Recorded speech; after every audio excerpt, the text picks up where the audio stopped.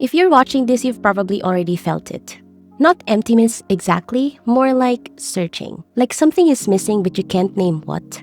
And the strange part, from the outside, your life probably looks fine. Maybe even good. We're living through one of the most comfortable periods in human history. We can summon food with a tap, information is instant. We've automated the struggle out of our daily survival. Something doesn't add up, because if progress was supposed to make life better, why do so many people feel lost? It looks like we have more freedom than ever. More choices, more access, more paths available at any moment. But what we call freedom is often something else. It's abundance without direction. The human brain is not optimized for infinite choice. It is optimized for novelty, new information, new possibilities, new stimuli. So attention follows what is new. But in a world where everything is new all the time, novelty stops being informative and becomes noise that constantly resets attention. When everything is available but nothing holds attention for long, choice stops feeling like empowerment and starts feeling like drift. When attention becomes unstable, even meaning stops feeling given. For most of human history, meaning came from institutions, your family, religion, culture. We were born into a structure, therefore our role has already been defined. There's a story already in motion. Today, we are witnessing that structure collapse. Meaning has shifted from institutions to individuals. There is no longer a single shared script, only personal interpretation, personal direction, and personal responsibility. On the surface, this looks like freedom. Structurally, it is something else. A transfer of burden. From systems that once held meaning to individuals who must now construct it alone.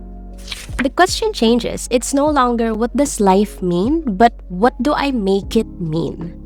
We see this mostly in careers. For many people today, a career is no longer just how we earn a living. It becomes how we answer a deeper question. Who am I supposed to be? Careers were never just professions. They are identities. Titles became self-descriptions. Work becomes biography. People don't just describe what they do, they describe what they are. I'm a founder, I am a creative, I am in tech. Not just to describe work, but to locate ourselves. And now, with AI entering the picture, this becomes even more pronounced. Career transitions are no longer occasional. They are becoming structurally inevitable. Roles shift, functions evolve, entire skill sets expire faster than before. And in that reality, the question changes. It's no longer what will I do, but who am I becoming and how does my work express that? And that question carries a weight it was never originally designed to hold.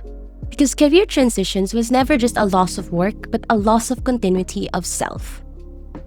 Today, we are learning to hold more of ourselves at once. And for a long time, identity was shaped by singularity, a dominant narrative that organized how people understood themselves. But that was never the full picture of a human being. We are more multidimensional than our roles have allowed us to express.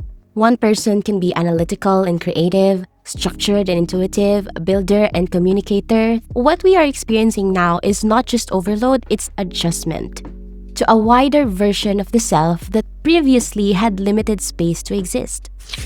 Between stimulus and response, there is a space, and in that space lies our freedom.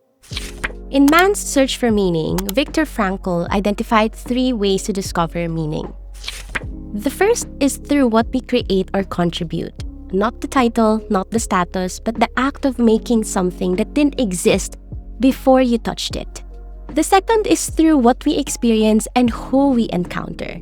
Meaning is never made in isolation. It lives in connection, in a conversation, in love, in the moment another person makes you realize why any of this matters. And lastly, through the attitude that we choose towards suffering we cannot change.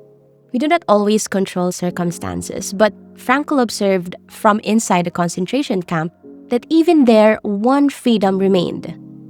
And that is the freedom to choose how we meet what we cannot escape.